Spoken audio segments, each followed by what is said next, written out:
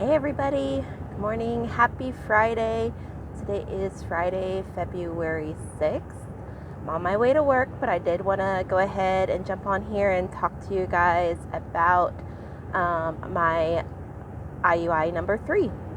So IUI number 3 took place Wednesday morning. That was February 4th. And just getting there, things were being I don't know why the word groovy says in my head, but it was groovy going there. So traffic was fine. We got up just fine. Things were going in order.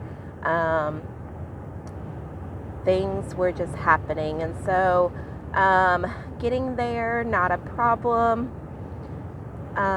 Checking in and then getting back into the room, going over the information that I have 2 very beautiful eggs available this time.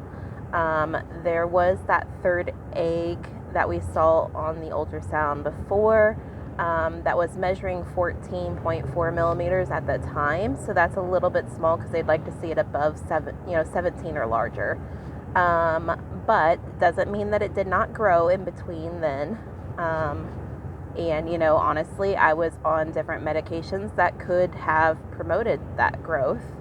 I'm not a doctor and I don't know how long it takes to affect things, but I imagine it could have. So I'm thinking happy thoughts that we probably had, honestly, 3 attempts, with 3 eggs this time. My lining was great. They went over all my different test results, making sure that everything was where it was supposed to be, and it was. I had a call on our way there to initiate the thawing process for the sperm that was going to be used. And so that donor sperm results came back in between time. There's all kinds of testing on all kinds of things, but of course, they won't do the IUI procedure unless they have a minimum of 1 million motile sperm. And so in the sample that I was using, there was actually 16 million. So, wow. It's kind of impressive to think that there's that much because honestly, it's a tiny, tiny little vial. And there is maybe half an inch of space taken up inside the vial. So to think that 16 million motile sperm is in that half inch is just mind-blowing. I had a different nurse on my team than I've ever had this last time. And everybody has their own way of going about things. She's very informative. She was very direct, which I love both of those things. Of course, she's pleasant too, but she definitely, even though she told me she knew that this was not my first go-round with an IUI, she was making sure that she was treating me like it was and that she was being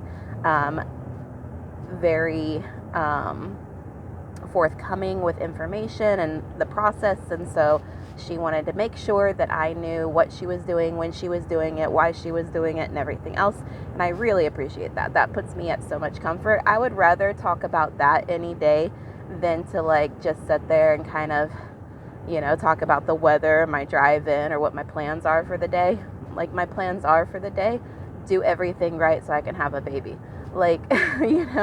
And nothing against the rest of the team. I'm sure that they feel that awkwardness too. It's very awkward. You get very close with your team, and so I get it, but I would definitely much rather talk about the procedure and what's happening and what to expect, even if I've heard it 900 times before, than to sit there and just kind of make polite, and so she just had different methods to doing things, but that was fine. So my others, honestly, hardly lift the sheet type of a feel.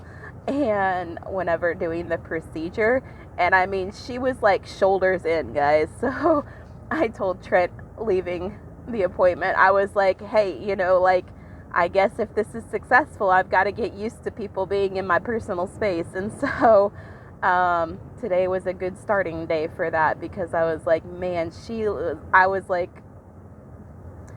spread, and she was definitely up and in there and making sure, but she was telling me the whole time, like, she would say, like, I'm going to touch you, you're going to feel me, I'm using the speculum now, you're going to feel, that pressure, I'm inserting, I'm taking out, like, she was definitely telling me every step of the way,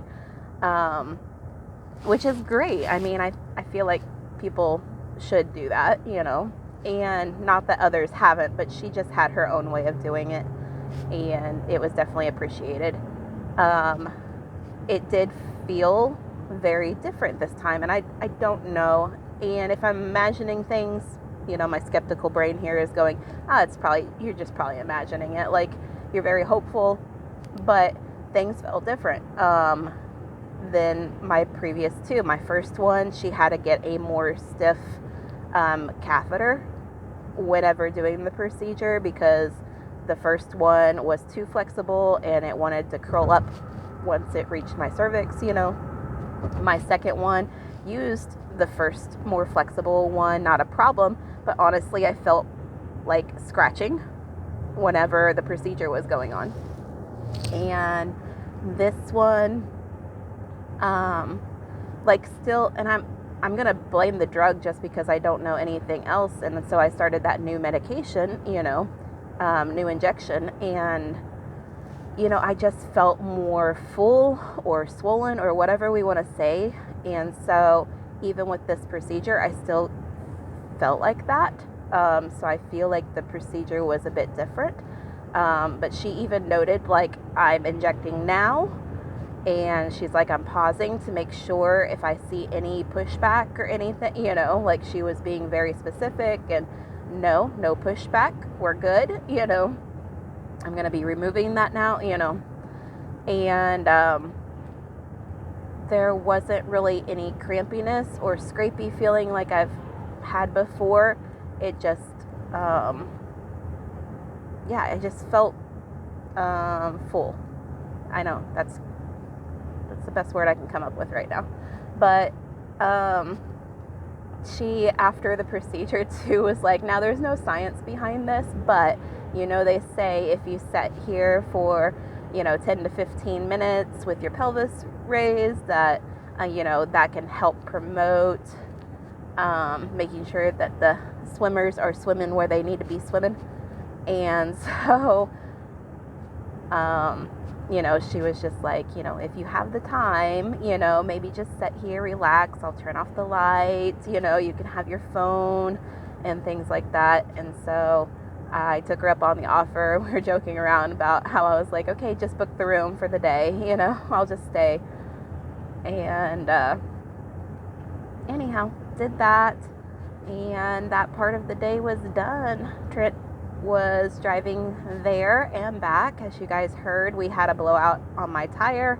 Obviously it's been fixed because I'm back in here and she's doing great. The night before that procedure, that all happened. So we were in CO's vehicle, and so grateful for CO for being so supportive and dependable. Truly just a great man. And so not only just grateful for him, but super proud of CO. Big props for him. But drove back and kind of hung out for a bit. I did come home, and then I put a few pillows under my hips and I laid down for a while just trying to meditate, and I did end up falling asleep. Dozed off for a little bit before getting back up. So it was a great procedure. It was different. I liked her technique.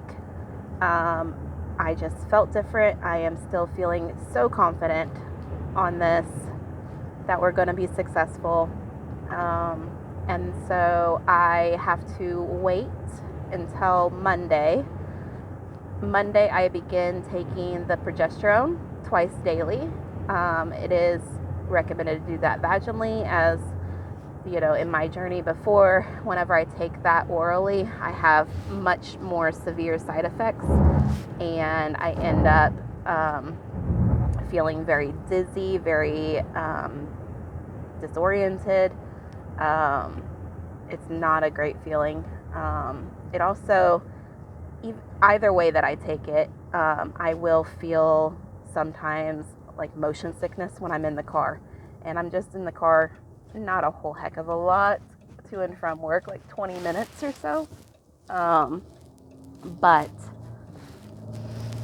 it makes me feel motion sickness. So much more fun to come. So I take that twice daily. And that will be until 2 weeks after, so the 18th. And so if come the 18th, I take my pregnancy test and we are in fact pregnant, then I would continue to take the progesterone for, I think it's a 30-day supply. So overall a 30-day supply with that. If I take the test on the 18th and it is negative, then I go ahead and stop the progesterone so that my body can begin its next cycle. So that's how that med goes. It seems like forever. This is my least favorite part so far. I mean, there's lots of emotions. Taking the emotions out, just the process of it. I hate taking the progesterone. But I guess my body needs the extra, and so we do it, right? We do what we got to do. But definitely not my favorite. I'm not somebody that takes medicine normally, and I'll have to show you guys at some point, but I have a huge bag, like a huge Ziploc bag, that I've kept like all of my pill bottles, all of my pregnancy tests, all of my ovulation tests, all of my injections, everything's in there. And it's like, this is the bag of the stuff that I have taken or done that I wouldn't normally do. I just wouldn't, I don't take medicine for things. And so I put it all in this bag just to see, like, honestly, it's for me. I look at it and I think to myself that I'm putting in the work. I'm doing the things. I'm not doing it for myself. I'm doing it, kind of selfishly, because wanting a baby is kind of selfish, but I'm doing it because it's what's needed. And so, man, the sun is so bright today. Thank you for that. That is amazing. I am pulling into work, so I will be talking to you all again soon. Here we go. Making the corner. Okay. Now I can safely say bye. Bye, guys.